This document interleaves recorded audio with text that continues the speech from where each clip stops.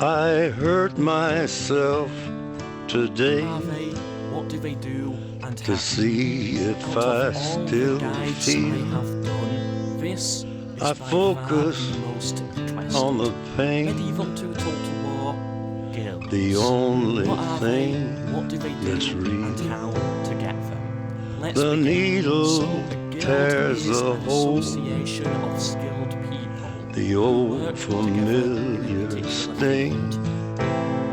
Try to kill Legends it Total War here, all and today's a away, little bit of a tutorial on how but to I like do an remember early campaign, like a pro everything. start. Now, there's a lot of things I want to What cover in this have video, I and one thing that I really want to become? cover is in terms of merchants. Now, over my time on My YouTube, sweetest I have friend. been very flippant towards merchants, and it's because it doesn't suit my playstyle. Everyone I Now, know I've been getting, not goes lots, but I get away messages throughout the years from in people, the air. disputing what I say about merchants. It comes down And to you could have it all. the same. There's three different versions. My empire of dirt, I will let you down. I will make you hurt.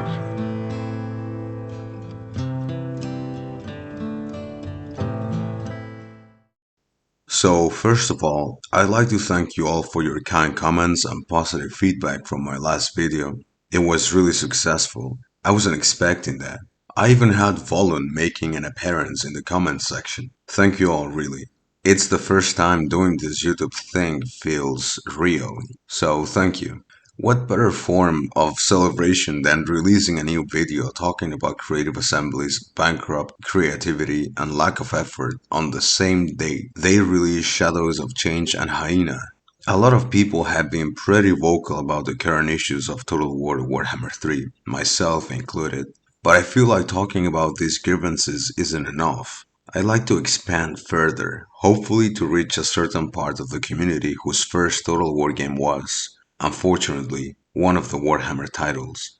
In the comment section from my last video, one of my responses discussing the old campaign design was something along the lines of, in old Total Wars, the main game was in the campaign. In new ones, the main game is in the battles. And I think this quote right here summarizes everything I believe is wrong with the current game design Creative Assembly has adopted ever since working on this Warhammer trilogy.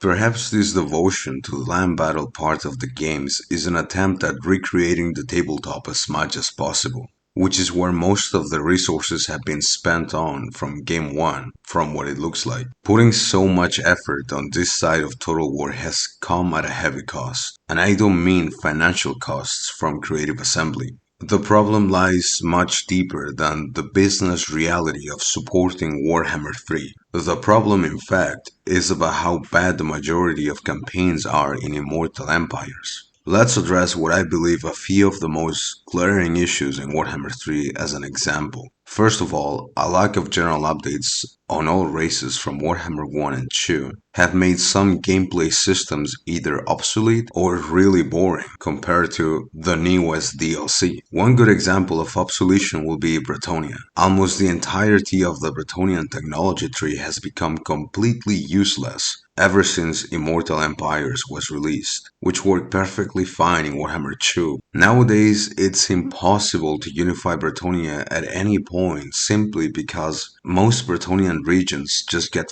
fucking destroyed before turn 20. So all the options to unlock Confederation with these other factions are basically useless. I talk about these issues with Bretonnia in online forums like Discord, only to get told that I'm wrong about everything, to get good and all that crap shillers like to spout in their self-denial.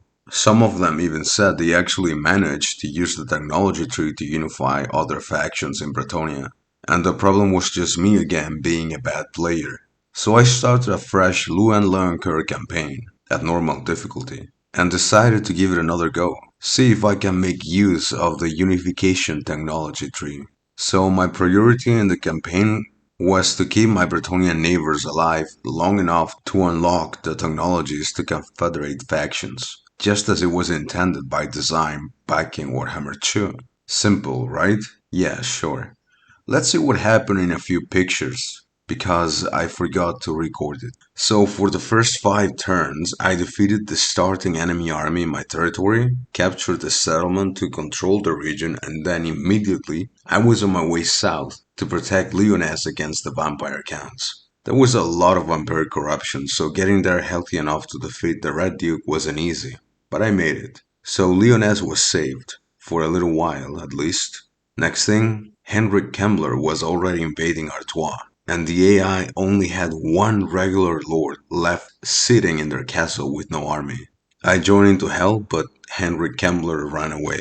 And instead of keeping chasing, I was forced to retreat because my starting region was getting invaded by the Greenskins.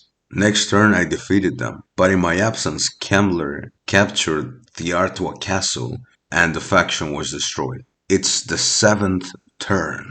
The technology required to confederate with Artois takes 12 turns. You're telling me this isn't broken? Oh, and while I was defending Artois, the Red Duke was laying siege to Lyonesse, destroying them in turn 7. So it's finally turn 10. Lyonesse, Artois, and Languille are all destroyed by the vampire counts and greenskins. Confederation my ass. Fuck you, Discord.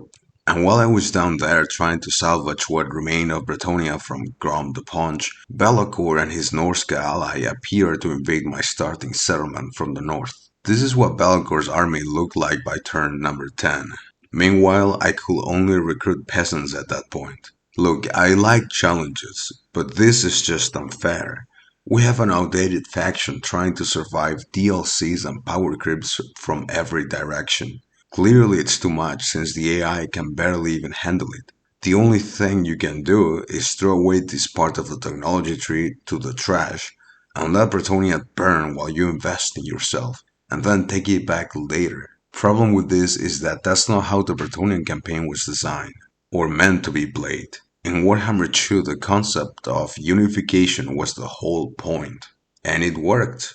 Maybe because the map was much bigger or there were less DLC power creeps around. Either you give more tools to Bretonia to compete, or a complete redesign is necessary for their tech tree and AI. But you can't keep it this way, CA. It's an absolute fucking disgrace. And the Shield's response to any of this? You can just play Warhammer 2.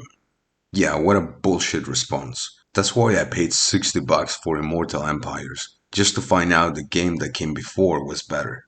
Anyway, now for a good example of previous campaign mechanics becoming too boring will be the High Elves rituals and influence system. If you compare these mechanics to, let's say, the Chaos Dwarfs, Tower of Zar, Hellforge, or Convoys, it completely falls flat. In comparison, having only one ritual choice every 20 turns is nothing. It did a decent job in Warhammer 2 with the Vortex campaign, but in the third game, it's underwhelming when you see what they've been coming up with the new races. For the sake of not making this video too long and derailing from the main point more than I already have, I won't delve too much into this. But know that I could. Maybe this requires an entirely different video. And in detail retrospective of Warhammer 2 and 3 and how far backwards the Warhammer games have gone.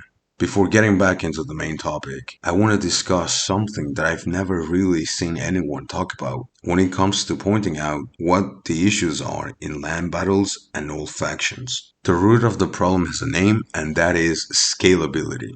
Scalability occurs when a system or organization finds it difficult to operate at the same efficiency whenever you add or take away components to its formula. Warhammer 1 and 2 were designed with large unit capacities for battles, but in Warhammer 3, Creative Assembly decided to switch unit sizes to Ultra without considering what effect that will have on the performance of units and single entities that were designed for a smaller unit-sized game. The Lizardmen are a really good example because they use a lot of monster units. They have apex predators in their roster that are laughably mediocre, like the Carnosaur.